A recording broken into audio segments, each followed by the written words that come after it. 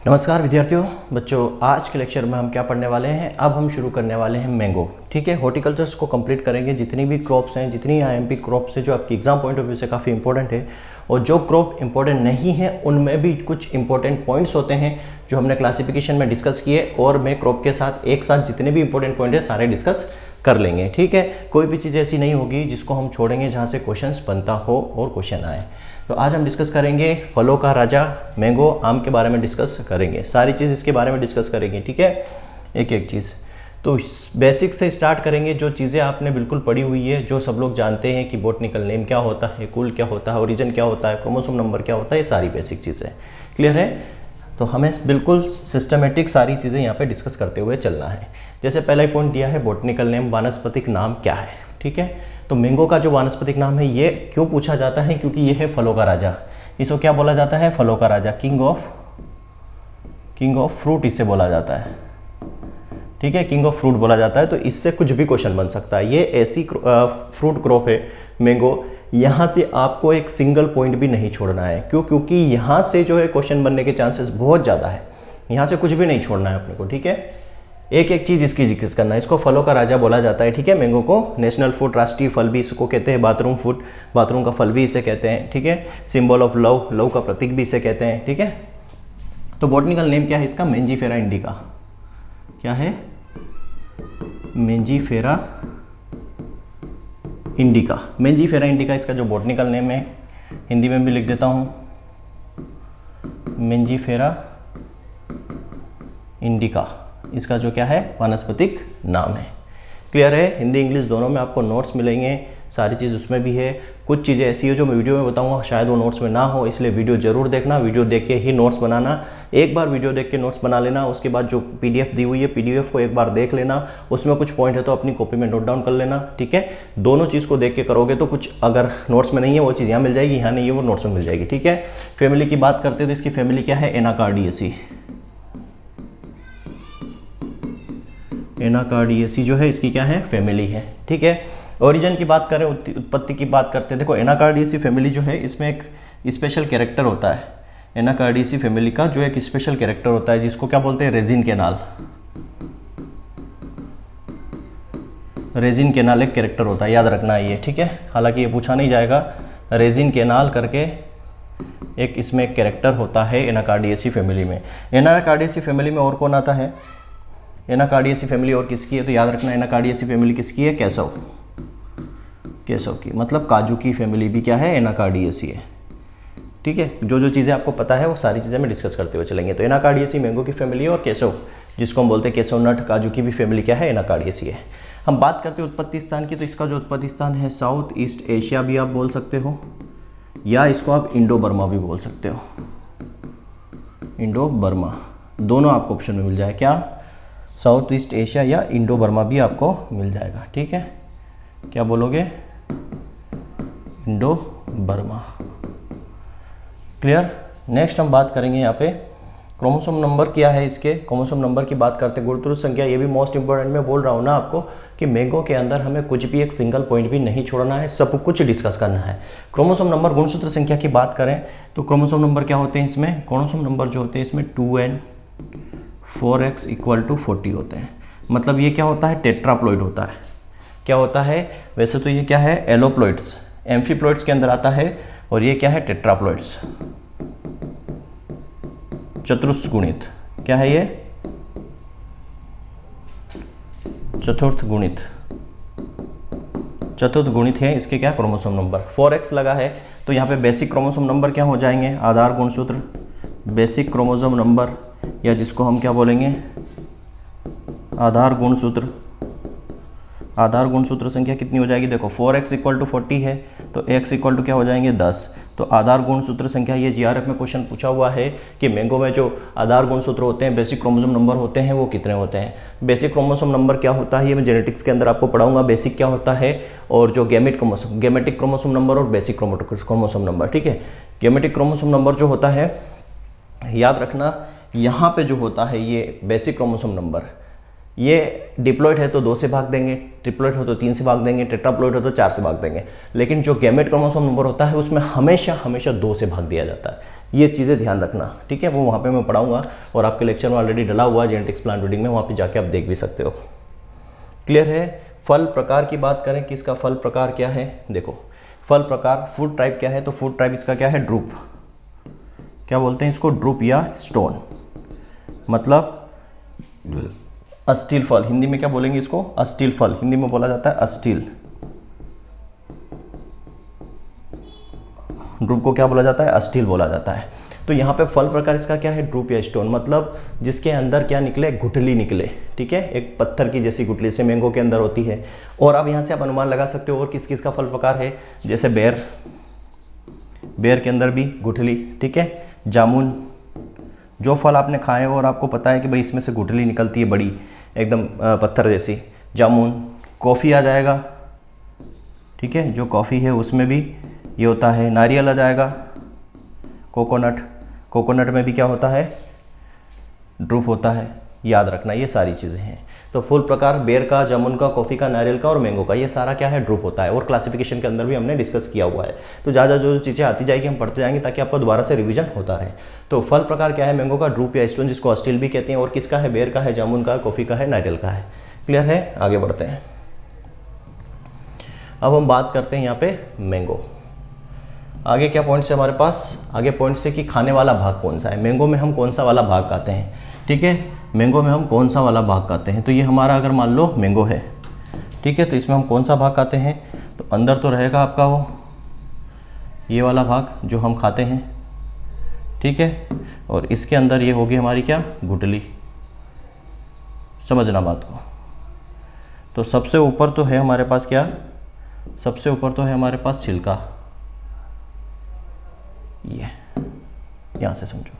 तो ये सबसे ऊपर तो क्या हो गया हमारा, एक्सोकार्प बोलते हैं इसको, एक्सो। बीच वाला क्या है, मीजोकार्प, और अंदर क्या है, एंडोकार्प या गुठली जिसको हम बोलते हैं।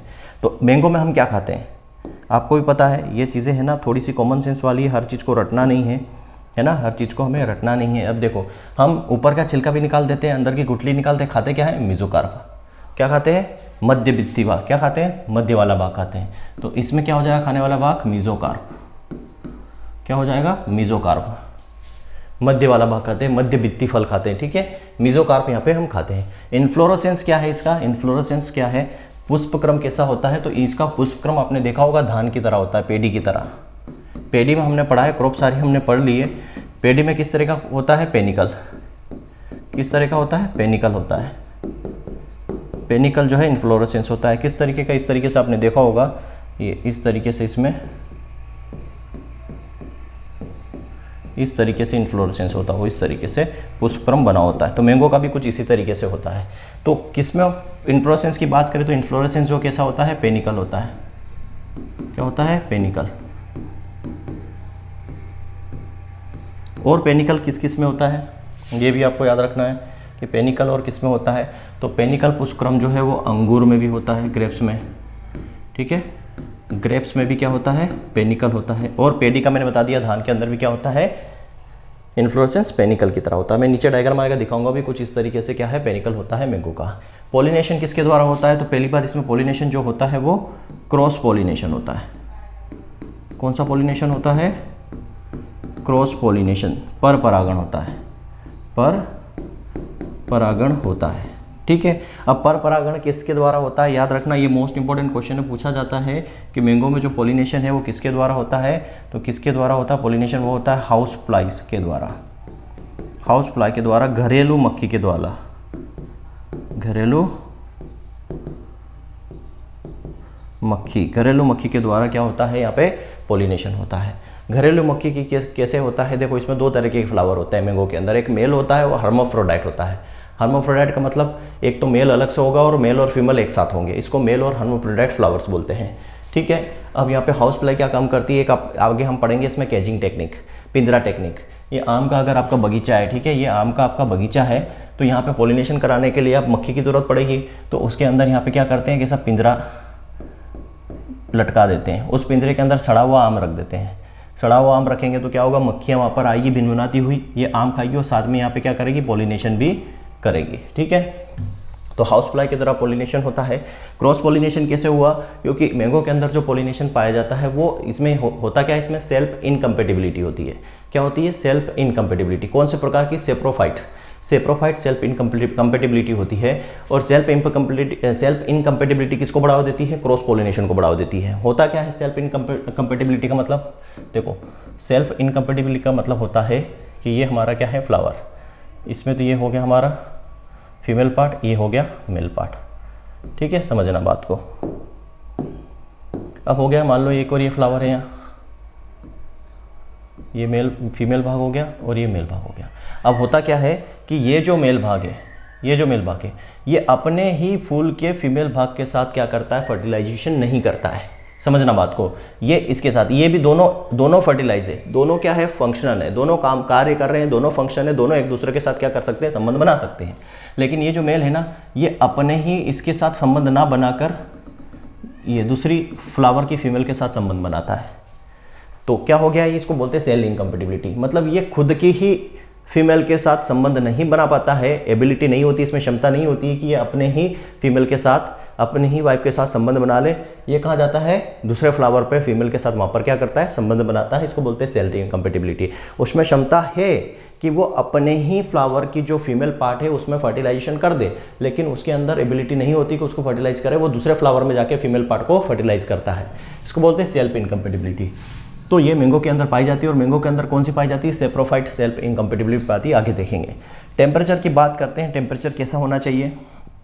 चलो, टेम्परेचर कैसा होना चाहिए? तो मैंगो जो है वो किस प्रकार का फल है? यहाँ क्लाइमेट की बात करूँ अगर मैं, तो क्लाइमेट की बात करूँ तो कैसा है? ट्रॉपिकल है। कैसा है? ट्रॉपिकल फ्रूट है। ठीक है, उष्ण फल है। कैसा फल है? उष्ण फल में आता है। अब जितने भी ट्रॉपिकल फल है, याद रखना, जितने भी ट्रॉपिकल, एक ट्रॉपिकल होता है, सब ट्रॉपिकल होता है और एक होता है टेम्परेट। 3 प्रकार के होते हैं, उष्ण, उपोष्ण और शीतोष्ण। ठीक है, तो जितने भी ट्रॉपिकल फल हैं, जितने भी ट्रॉपिकल के अंदर आते हैं, सारे के सारे उनको टेम्परेचर कितना चाहिए? याद रखना, 24 से लेकर 28 डिग्री तक टेम्परेचर चाहिए, जितने भी ट्रॉपिकल के अंदर आते हैं।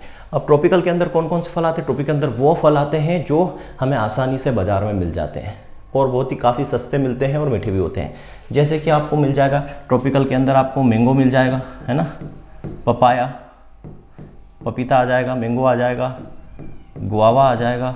ठीक है, पपाया, मैंगो, बनाना आ जाएगा। ठीक है, ये सारे जो है, पाइनएप्पल आ जाएगा। ये सारे फूड जो होते हैं मार्केट में आसानी से हमें मिल जाते हैं, हम जाते हैं और लेके आ जाते हैं 10-20 रुपए में। ठीक है, तो ये जो होते हैं ट्रॉपिकल फ्रूट्स के अंदर आते हैं। और इनको आप कोई भी फ्रूट पढ़िए, टेम्परेचर आपको 24 से 28 ही मिलेगा। तो इसको रटने की जरूरत नहीं है कि मैंगो में टेम्परेचर 24 से 28, बनाना में टेम्परेचर 24 से 28, इसमें टेम्परेचर 24 से 28, रटने की जरूरत नहीं है। ट्रॉपिकल जितने भी फ्रूट है, हमने क्लासिफिकेशन पढ़ाया, जितने भी ट्रॉपिकल फ्रूट है लगभग सब में, 99% की बात कर रहा हूँ मैं, 99% जो फ्रूट है सब में टेम्परेचर कितना चाहिए? 24 से 28। जितने भी सब ट्रॉपिकल है, सब ट्रॉपिकल में क्या आ जाता है? हमारा ग्रेप। ठीक है, ग्रेप आ जाता है ना, अपना आ जाएगा लेमन, मतलब सिट्रस फ्रूट आ जाएगा। एक तो आपका ग्रेप हो गया, फिर आ जाएगा आपका सिट्रस फ्रूट, सिट्रस, है ना, पोमग्रेनेट आ जाएगा, बेर आ जाएगा, एनोला, आंवला आ जाएगा। ये सारे क्या है? सब ट्रॉपिकल वाले हैं। तो इनको टेम्परेचर कितना चाहिए? ज़्यादा 28 से लेके 35 डिग्री सेल्सियस टेम्परेचर चाहिए। तो जितने भी सब ट्रॉपिकल है सबको 28 से 35 चाहिए, अलग से रटने की जरूरत नहीं है। 140-50 क्वेश्चन हो रहे हैं। टेम्परेट में क्या आता है? हमारा एप्पल, सेब आता है, प्लूम, आलू बुखारा आता है, पीच, आड़ू आता है, पियर, नाशपाती आता है। ठीक है, इन सबको टेम्परेचर कितना चाहिए? तो याद रखना 18 से लेकर 24 डिग्री सेल्सियस। कितना? 18 से लेकर 24 डिग्री टेम्परेचर चाहिए। तो इनको अलग से हमें रटने की जरूरत नहीं है कि किसमें कितना टेम्परेचर चाहिए। आपको याद क्या करना है? क्लासिफिकेशन में आपने याद कर लिया होगा कि ट्रॉपिकल के अंदर कौन कौन से फ्रूट आते हैं। Mango, banana, papaya, guava, pineapple, custard apple, ये सारे, अपना कैरम्बोला जो है, परसिमोन, ये सारे के सारे किसमें आते हैं? ट्रॉपिकल में। तो उनको टेम्परेचर कितना चाहिए? 24 से 28। याद रखने की जरूरत नहीं। सब ट्रॉपिकल में जितने भी खट्टे फल हैं, जितने भी खट्टे फल हैं, कवड़े लगते हैं, जो खट्टे लगते हैं, बेर हो गया आपका, है ना, बेर हो गया अपना, लीची, बेर हो गया, ग्रेप्स हो गया, पोमग्रेनेट हो गया, आंवला हो गया, लोकाट हो गया, ये सारे सब ट्रॉपिकल में आते हैं। इनको टेम्परेचर 28 से 35 चाहिए। और एप्पल, पीच, पियर, प्लम जो टेम्परेट ठंडे प्रदेशों में होते हैं, जो फल मीठे तो होते हैं लेकिन महंगे होते हैं, जिनको हम खरीद नहीं पाते हैं, महंगे होते हैं, आम आदमी नहीं खरीद सकता, वो सारे किस में आते हैं? टेम्परेट के अंदर आते हैं। उनका टेम्परेचर 28 से 24 होता है। क्लियर है? तो ट्रॉपिकल क्लाइमेट चाहिए, तो ट्रॉपिकल क्लाइमेट आपको याद करने की जरूरत नहीं है आपके ट्रॉपिकल मतलब सीधे साथ मैंगो जो है किसका है, ट्रॉपिकल का है, तो टेम्परेचर कितना चाहिए याद करने की जरूरत है क्या? हमने पढ़ा है कि जितने भी ट्रॉपिकल है उनको टेम्परेचर कितना चाहिए, 24 से 28, कितना चाहिए, 24 से 28 डिग्री सेल्सियस। ठीक है, तो याद रखने की जरूरत नहीं है आपको, जैसे पता चलेगा मैंगो जो है ट्रॉपिकल है, टेम्परेचर कितना चाहिए, 24 से 28 टेम्परेचर चाहिए आइडियल टेम्परेचर। स्टोरेज की बात करते हो, स्टोरेज टेम्परेचर कितना चाहिए और रिलेटिव ह्यूमिडिटी कितना चाहिए, इसको भी आपको याद करने की जरूरत नहीं है। ठीक है, इसको भी अलग से याद करने की जरूरत नहीं है। देखो क्या होता है, इसको भी आप एक साथ याद कर सकते हो। ट्रॉपिकल जितने भी फ्रूट है, जितने भी ट्रॉपिकल वाले हैं, जितने भी ट्रॉपिकल फूड है, उनमें जो है टेम्परेचर की अगर बात करें, कौन सा, स्टोरेज टेम्परेचर, तो स्टोरेज टेम्परेचर कितना चाहिए, तो लगभग 8 से लेके 13 डिग्री सेल्सियस चाहिए, 8 से लेके 13। ठीक है, जो सब ट्रॉपिकल है इसको 5 से 8 डिग्री सेल्सियस चाहिए, बस दो छोड़ देना, ग्रेप और शायद लीची, ये दोनों, इन दोनों को चाहिए 0 डिग्री सेल्सियस, 0 से 1 डिग्री सेल्सियस। दो अपवाद है, इन दो को याद रखना। ठीक है, बाकी 5 से 8 चाहिए। टेम्परेट की बात करें, टेम्परेट में लगभग 0 डिग्री सेल्सियस टेम्परेचर चाहिए जितने भी फ्रूट है स्टोरेज के लिए, जैसे एप्पल, पियर, peach, plume, low-carb, queen's, low-carb तो सब ट्रॉपिकल में आएगा। तो इन सबको कितना चाहिए, 0 डिग्री। तो जितना भी ट्रॉपिकल के अंदर फ्रूट आता है, फल आता है, उनको 8 से लेकर 13 डिग्री टेम्परेचर चाहिए। अब मैंगो कितना चाहिए, मैंगो को चाहिए 13 डिग्री सेल्सियस। 8 से 13 क्यों लिखवाया, बनाना है, जैसे हमारा बनाना है केला, उसको भी 8 से कितना चाहिए, 13 डिग्री चाहिए।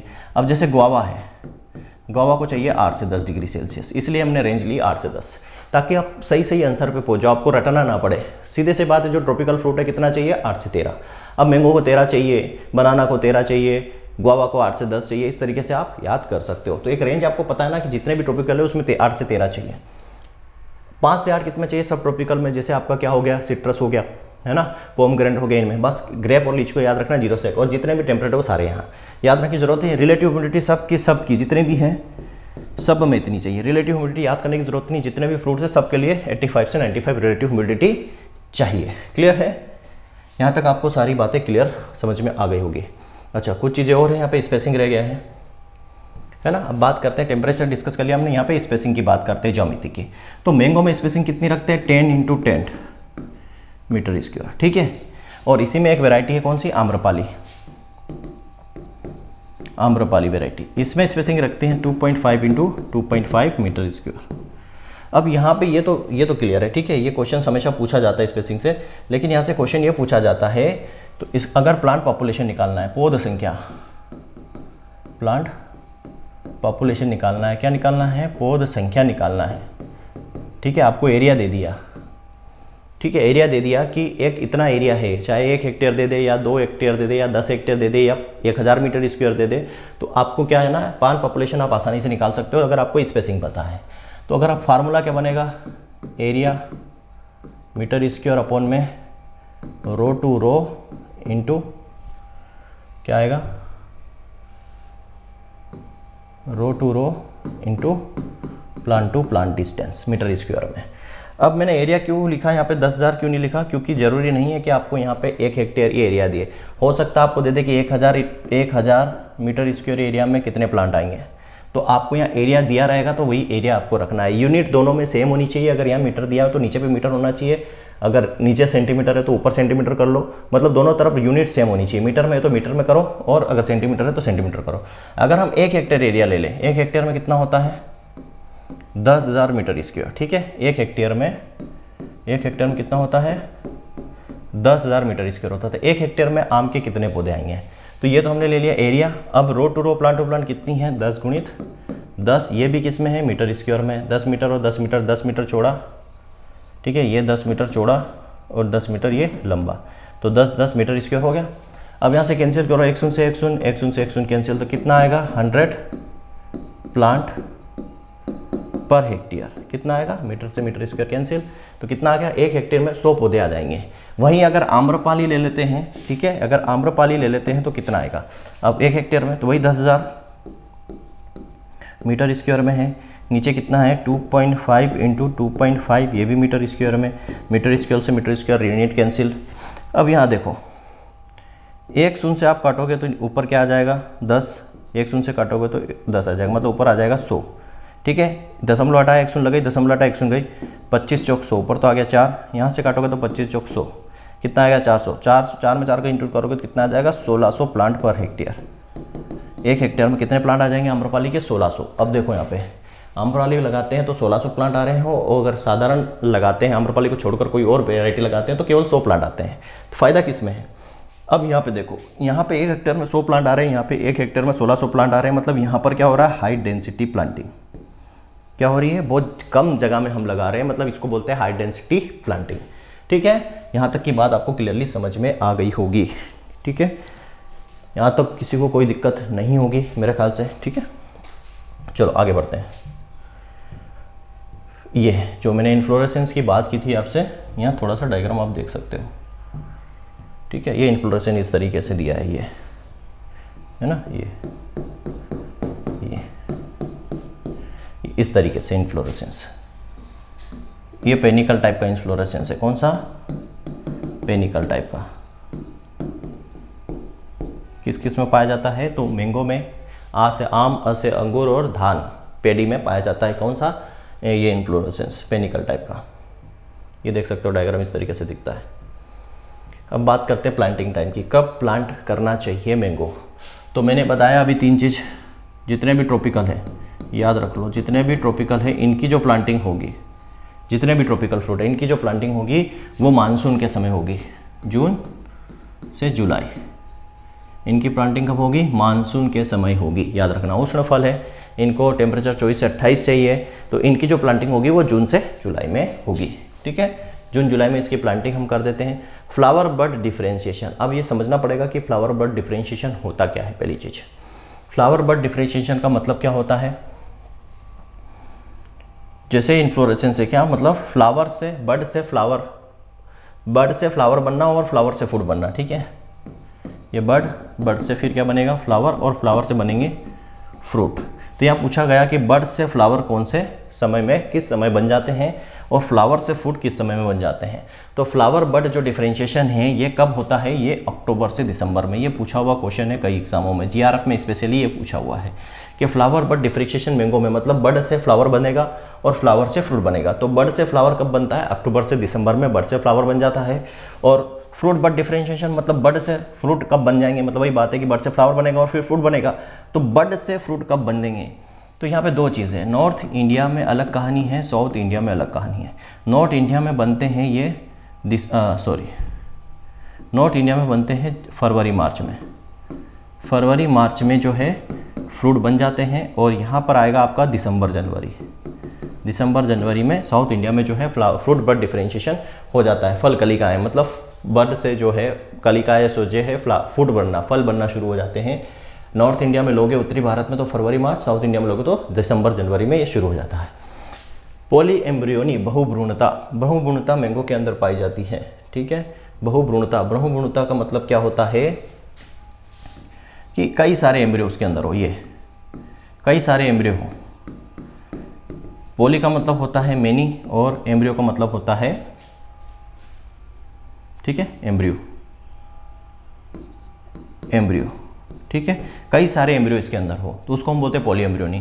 तो मतलब एक ही फल के अंदर कई सारे अगर एम्ब्रियो हो तो उसको पॉली एम्ब्रियोनी बोलते हैं। ये आम में तो पाया जाता है, साथ में आम के साथ किस में पाई जाती है पॉली एम्ब्रियोनी? याद रखना, जामुन में, जामुन के साथ और किस में पाई जाती है? तो सिट्रस में। ये 3 फल हैं जिनमें क्या पाई जाती है? पॉली एम्ब्रियोनी पाई जाती है। ठीक है, पॉली एम्ब्रियोनी पाई जाती है किसके अंदर? आम के साथ जामुन और सिट्रस के अंदर भी पॉली एम्ब्रियोनी पाई जाती है। 3 फ्रूट है, फल है जिनके अंदर पॉली एम्ब्रियोनी पाई जाती है। मतलब एक ही फल के अंदर कई सारे एम्ब्रियो का बनना पॉली एम्ब्रियोनी कहलाता है। एलिमेंट तत्व की बात करते हैं। मैंगो के अंदर एक ऐसा एलिमेंट है जिसकी कमी नहीं होनी चाहिए। ये जो एलिमेंट है ये क्या करता है? फल की क्वालिटी, फल की जो है क्वालिटी को मेंटेन रखता है, फल की क्वालिटी को मेंटेन रखता है। ठीक है, गुणवत्ता को ये बनाए रखता है। तो कौन सा एलिमेंट है? पोटेशियम के। ये पोटेशियम की जो है कमी नहीं होनी चाहिए, और इस पोटेशियम की कमी अगर हो जाती है तो कौन सा रोग होता है, कौन सा डिसऑर्डर होता है? इसकी कमी से अगर इसकी कमी कर दो तो जो डिसऑर्डर है वो क्या है? लीफ स्कॉर्चिंग, लीफ स्कॉर्चिंग नामक डिसऑर्डर हो जाता है। लीफ स्कॉर्चिंग नमक, लीफ स्कॉर्चिंग मतलब पत्तियों में जो है जालीनुमा पत्तियां देखी आपने, जब आप मैंगो की देखते हो कई बार आपने फल देखा होगा तो ऐसे जालीनुमा पत्तियां हो जाती है, ठीक है, ऐसी जालीनुमा जाली बन जाती है ना, आधा फटा हुआ कटा फटा पत्तियां जो रहती है उसको लीफ स्कॉर्चिंग बोलते हैं, ठीक है। तो अगर पोटेशियम की कमी होती है तो यह डिसऑर्डर हो जाता है, कौन सा, लीफ स्कॉर्चिंग। और इसकी कमी से जो है फल की जो क्वालिटी, आपने पता है कि दो ऐसे एलिमेंट है जो क्वालिटी के लिए रिस्पॉन्सिबल है, एक बोरान होता है, एक पोटेशियम होता है। तो बोरान या पोटेशियम जिसकी भी अगर कमी होती है तो वहां पर फल की जो क्वालिटी गुणवत्ता वो अच्छी नहीं होती है, ठीक है। तो इसका होना बहुत जरूरी है मैंगो के लिए, मैंगो के लिए भी, सभी फ्रूट के लिए, ठीक है। अब यहाँ पे एक वर्ड दिया गया है on year of year. On year of year word जो है ये किससे संबंधित है, ये अल्टरनेट बेरिंग से संबंधित है। बेरिंग मतलब ये किससे संबंधित है, एकांतर फलन से, एकांतर फलन से संबंधित है। मतलब क्या है यहाँ पर, एकांतर फलन का क्या मतलब है, यहाँ पे ऑन का मतलब है, यहाँ पे ऑन का क्या मतलब है, ऑन का मतलब है फ्रूट, फल बनेंगे, फ्लावर आएंगे, ठीक है, फ्रूट बेयर करेगा, फ्रूट बियर, फल आएंगे।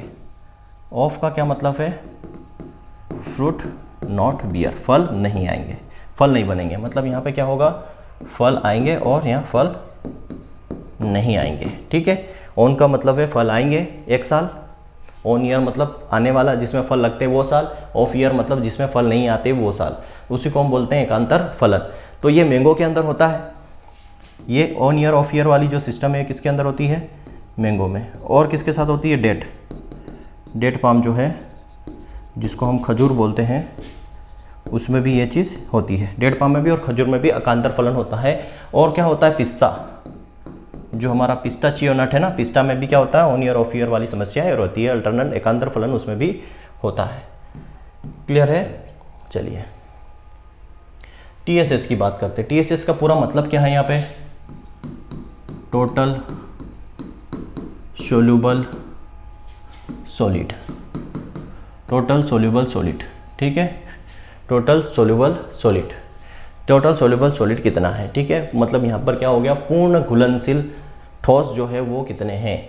तो याद रखना यहाँ पे टीएसएस जो होता है मैंगो के अंदर होता है वो 20 डिग्री ब्रिक्स होता है। इसको किस में मापते हैं, याद रखना, इसको ब्रिक्स में मापते हैं, ठीक है। टीएसएस को मापने की यूनिट क्या है, पहली चीज तो ब्रिक्स। माप आगे से जाता है, एक इंस्ट्रूमेंट है जिसका नाम क्या है, हैंड रिफ्रैक्टोमीटर, ठीक है। किससे मापा जाता है, हैंड रिफ्रैक्टोमीटर,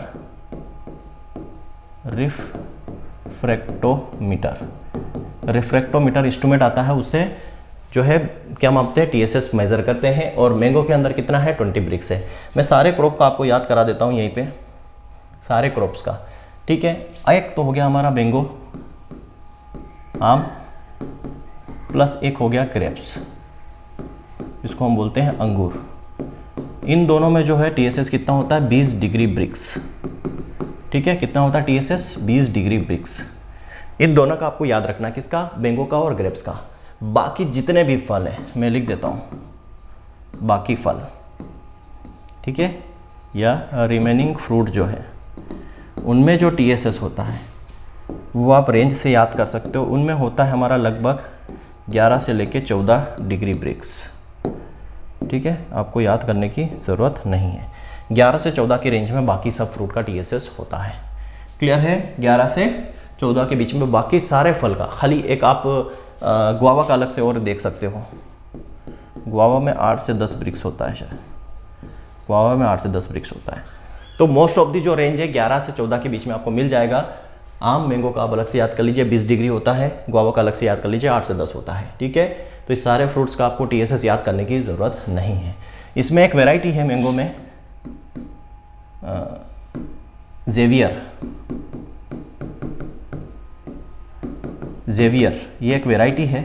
इसके अंदर जो टीएसएस होता है वो सबसे ज्यादा होता है। इसके अंदर जो टीएसएस होता है वो कितना होता है, लगभग 24.8 डिग्री ब्रिक्स टीएसएस होता है इस जेवियर वेराइटी के अंदर। तो मैंगो के अंदर भी अगर आपसे पूछ जाए कि इस वेराइटी में सबसे ज्यादा जो है टीएसएस होता है, तो जेवियर नाम की जो वेराइटी है उसमें लगभग 25 डिग्री ब्रिक्स पाया जाता है, क्या, टीएसएस। याद करने का तरीका, मैंगो में 20, अंगूर में 20, बाकी सारे में 11 से 14 के बीच। Clear, okay. आगे बढ़ते हैं।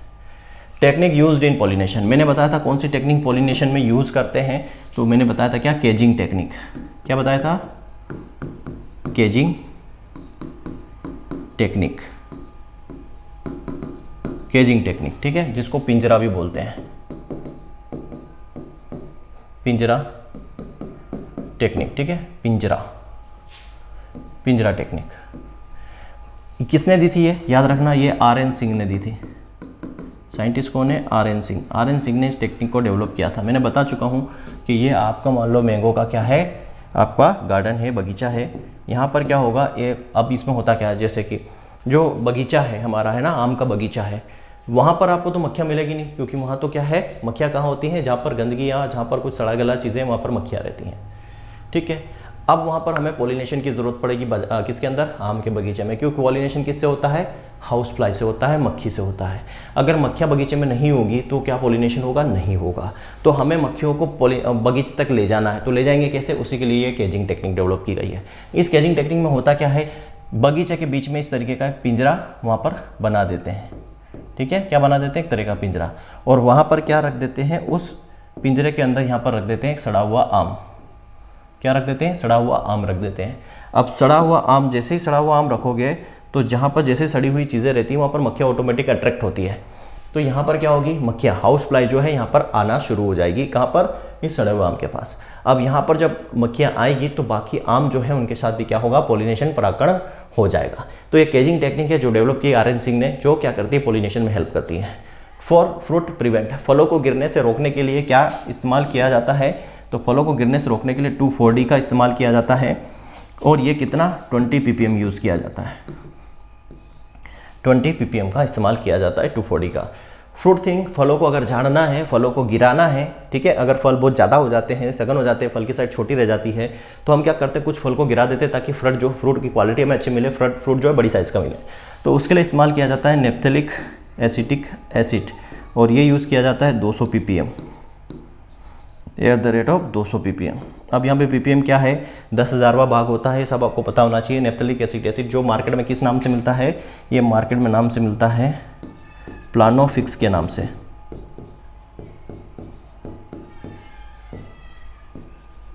प्लानोफिक्स के नाम से ये मार्केट में मिलता है, ट्रेड नेम इसका, ठीक है, याद रखना, इसका ट्रेड नेम क्या है, प्लानोफिक्स। ट्रेड नेम क्या है, प्लानोफिक्स के नाम से मिलता है नेप्थेलिक एसिटिक एसिड। हार्मोन है, ऑक्सिन हार्मोन है ये, ठीक है। चलो,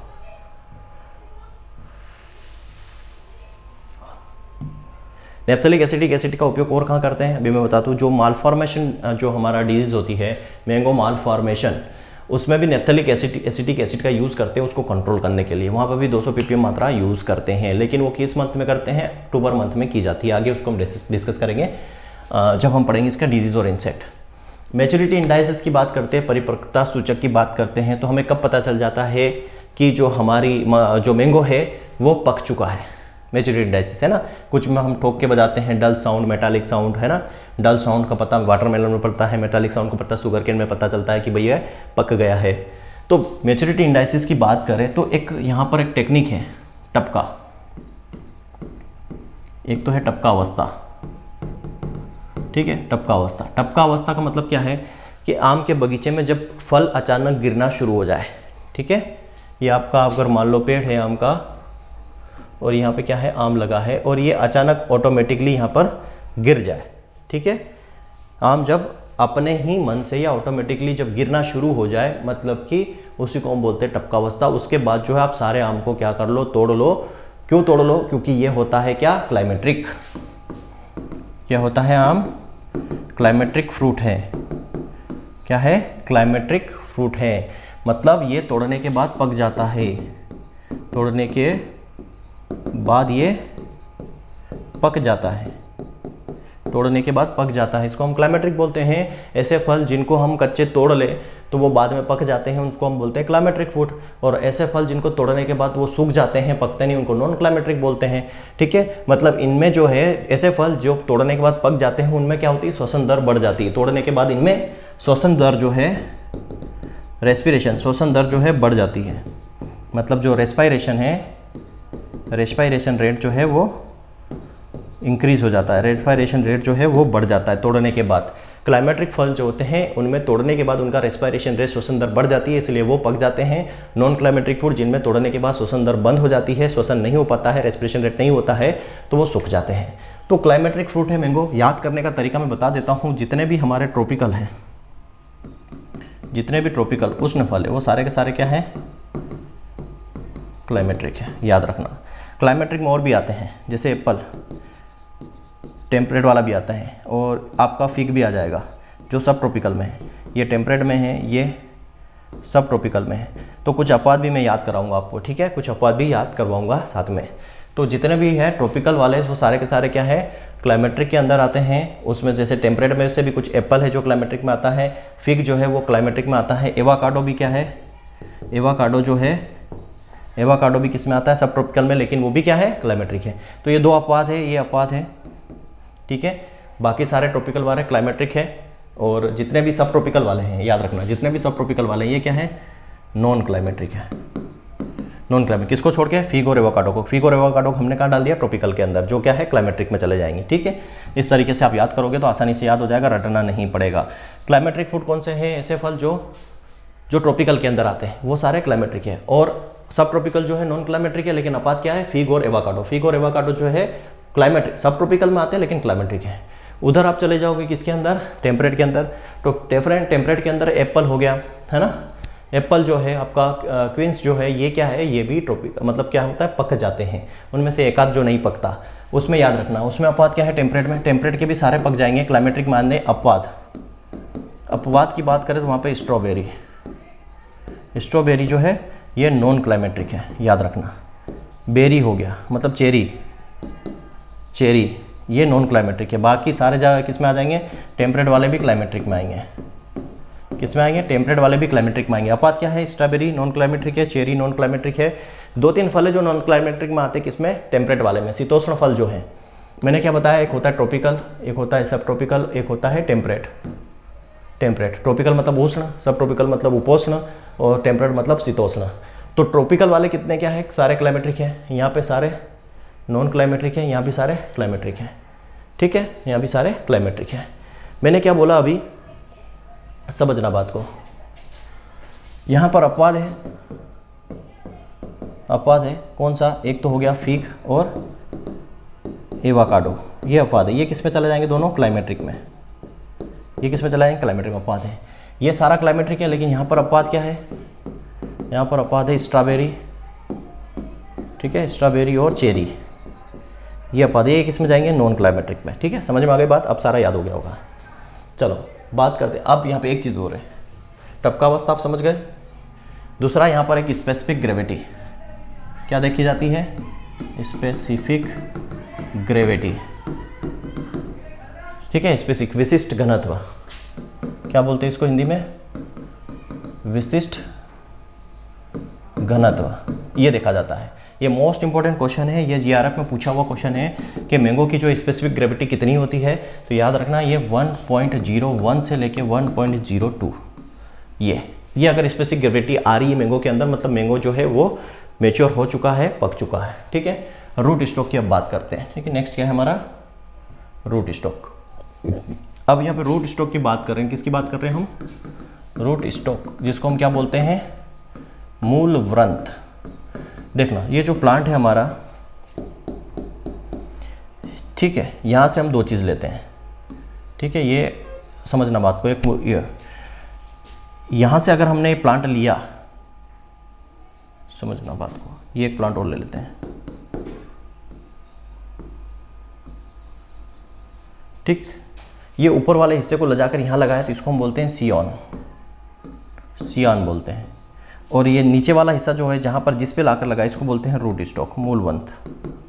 क्या बोलते हैं, रूट स्टॉक, ठीक है। इन दोनों को हमने जोड़ दिया तो इसको हम क्या बोलते हैं, ग्राफ्टिंग। तो एक प्लांट का हमने क्या लिया, नीचे वाला हिस्सा, ठीक है, ये ऊपर वाला हिस्सा, ये हमने क्या बोल दिया, सियोन। ये एक प्लांट हमने दूसरा लिया, ठीक है, इसका ये वाला हिस्सा लिया, इसको हम बोलते हैं रूट स्टॉक, मूलवंत। तो एक प्लांट का हमने क्या लिया, समझना बात को, एक प्लांट का हमने क्या लिया, ये वाला हिस्सा, ये वाला, इसको हमने बोला रूट स्टॉक। और एक प्लांट का हम लेंगे ये वाला हिस्सा जो इस पे ग्राफ्ट करेंगे, इसको बोलते हैं सियोन। इन दोनों को जब मिला देते हैं, ग्राफ्ट कर देते हैं, इसको बोलते एक आपस में जोड़ देते हैं, इसका यूनियन करवा देते हैं, इसको बोलते हैं ग्राफ्टिंग। तो मैंगो में हम इस तरीके से करते हैं, है ना, अलग अलग वेराइटी डेवलप करने के लिए, या फिर हमें अगर मतलब ऐसा क्यों करते हैं, मान लो ये वाला प्लांट है जिसका हमने रूट स्टॉक लिया, इसकी जड़ें काफ़ी अच्छी हैं, इस पर जड़ें काफ़ी अच्छी है, मजबूत जड़ें, अच्छे से पानी वानी ले लेता है, लेकिन इसके फल खराब है, इसके फल खराब है, तो इसका हमने क्या लिया है, रूट स्टॉक। ये वाला है, इसकी जड़ें अच्छी नहीं है, इसकी जड़ें अच्छी नहीं है, लेकिन इसमें फल अच्छा आता है, इंसेक्ट पेस्ट का अटैक नहीं होता है, तो इसका हमने क्या लिया, जैसे इन दोनों को ग्राफ्ट करवा दिया तो जड़ें भी अच्छी मिल जाएगी, फल भी अच्छा मिल जाएगा। इसलिए यहाँ पर क्या किया जाता है, ग्राफ्टिंग की जाती है, रूट स्टॉक और सियोन लेके। तो रूट स्टॉक कौन कौन से यहाँ पर मेजरली यूज किए जाते हैं, 3 कैटेगरी इसमें। पहली जो कैटेगरी है वो है salt tolerant, salt tolerant root stock, मतलब लवण रोधी या लवण सहनशील रोधी रूट स्टॉक। दूसरा होता है ड्वार्फ रूट स्टॉक या बोने रूट स्टॉक, और तीसरा आ जाएगा आपका poly embryony root stock, poly embryony भ्रूणता रूट स्टॉक। 3 तरह के रूट स्टॉक आपको देखने को मिलेंगे मैंगो के अंदर, यहीं से क्वेश्चन आपके बनेंगे। साल्ट टॉलरेंट रूट स्टॉक कौन सा है, तो salt tolerant root stock, salt हम किसको बोलते हैं, साल्ट किसको बोलते हैं, नमक को, किसको बोलते हैं हम, साल्ट, नमक को। तो यहीं से आपको याद हो जाएगा, नमक से न से आ जाएगा नेकरे, न से आ जाएगा आपका नेकरे, म से आ जाएगा आपका मुवंदन, म से क्या आ जाएगा, मुवंदन, और क से आ जाएगा कुरुकन, क्या आ जाएगा, कुरुकन। ये 3 जो है साल्ट टॉलरेंट है, मतलब लवण के प्रति सहनशील या प्रतिरोधी, लवण के प्रति सहनशील रूट स्टॉक है। तो साल्ट किसको बोलते हैं हम हमारी जनरल भाषा में, खाने पीने वाली भाषा में, नमक को। तो न से नेकरे, म से मुवंदन और क से कुरुकन, तो नमक याद रख लो। ड्वार्फ वाला कौन सा है, तो ड्वार्फ रूट स्टॉक आप याद रख सकते हो क्या, रुमानी, क्रीपर और आप बोल सकते हो विलाइकुलम्बन। तो कौन सा है, एक तो होता है रुमानी, ठीक है, एक है आपका